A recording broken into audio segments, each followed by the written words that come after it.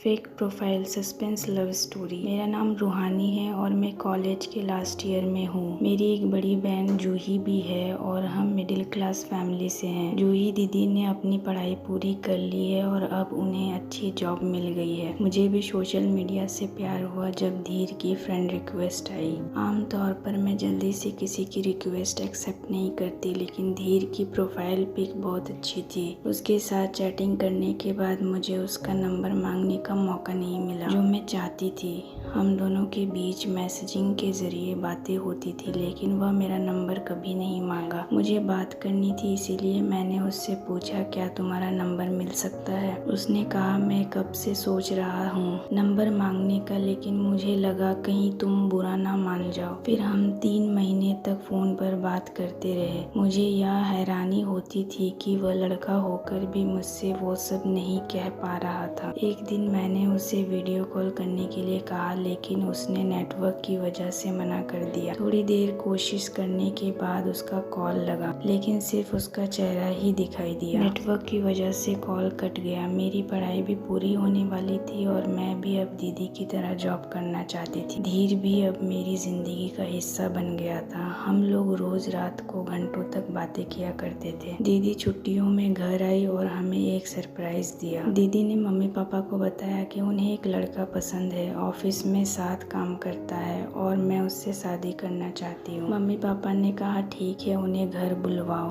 रात को मैंने धीर को यह बात बताई कि दीदी को कोई पसंद है। अभी तक धीर ने मुझे प्रपोज नहीं किया था। मैं चाहती थी कि वो करे। मैं चाहती थी कि ये बात वो खुद बोले। अगले दिन सुबह से तैयारियां चल रही थी। मम्मी घर में ही नाश्ता बना रही थी। दीदी तैयार होने में लगी थी। हम सब उनका इंतजार कर रहे थे। दीदी ने लड़के की तस्वीर मुझे नहीं दिखाई थी, सिर्फ थोड़ी देर फोन पर बात हुई। फिर मैंने कहा कि कल ही आपको देख लेंगे। आखिरकार वे लोग आ गए। मैं बाहर गई और उन्हें देखा, लेकिन लड़के को देखते ही मेरे पैरों तले जमीन खिसक गई। वो और कोई नहीं बल्कि धीर था। धीर ने मेरी तरफ देखा, लेकिन उसने ऐसा जताया जैसे कि वह मुझे पहचानता ही नहीं है। मेरी दीदी धीर से शादी करने वाली थी, जो मुझसे कई महीनों से बात कर रहा था। एक तरह से हम ऑनलाइन डेट कर रहे थे। मैंने उसी समय धीर को फोन किया, लेकिन उसका नंबर स्विच ऑफ आ रहा था। घर वालों को धीर पसंद आ गए थे। जब वे लोग जाने लगे तब मैं एक बार और धीर के सामने गई, लेकिन उसने फिर भी मुझे पहचाना नहीं। दीदी बहुत खुश थी कि घर वालों को धीर पसंद आ गया, लेकिन मैं सोच रही थी कि क्या दीदी को इस बारे में बताऊं या नहीं। रात को फिर उसे फोन किया, लेकिन फोन फिर से स्विच ऑफ आ रहा था और उसने सोशल मीडिया अकाउंट भी डिलीट कर दिया था। मैं उस इंसान से प्यार करने लगी थी जो अब मेरी बड़ी बहन के साथ शादी करने जा रहा था। मैंने सोचा कि अगर मेरी बहन खुश है तो मैं भी इस बात को भूल जाती हूँ। हमारे बीच कुछ नहीं हुआ था, हम मिले भी नहीं।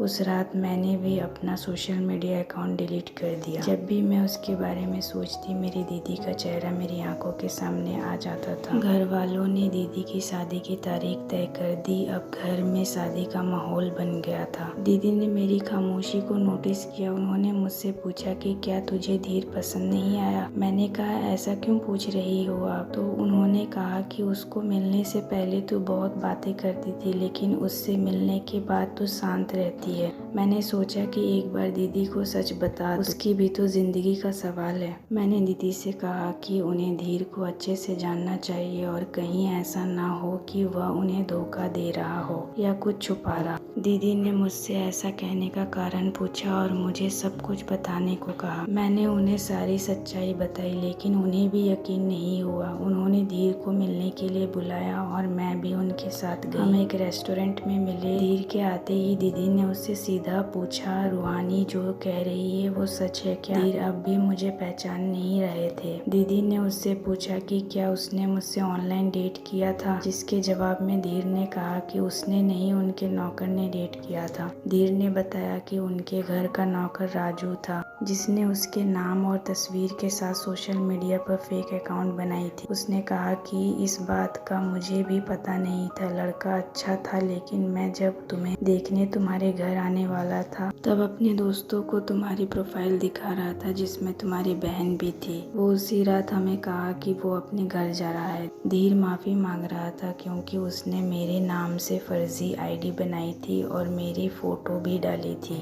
मुझे पहले गुस्सा आया लेकिन उसने अकाउंट डिलीट कर दिया। मैंने पूछा कि उसने कुछ फ्रॉड तो नहीं किया। उसने कहा नहीं, बस मुझे किसी से प्यार हो गया था। अब वो इस झूठ को आगे नहीं बढ़ा सकता था, इसीलिए वो यहाँ से जा रहा है। मैंने उससे पूछा जाने की क्या ज़रूरत है। उसने कहा शायद आपको इसका जवाब मिल जाएगा। वीडियो कॉल पर भी उसने कहा था कि मेरी फ्रेंड को हाय बोल दो, इसीलिए मैं आया था। मेरी आवाज़ नहीं थी।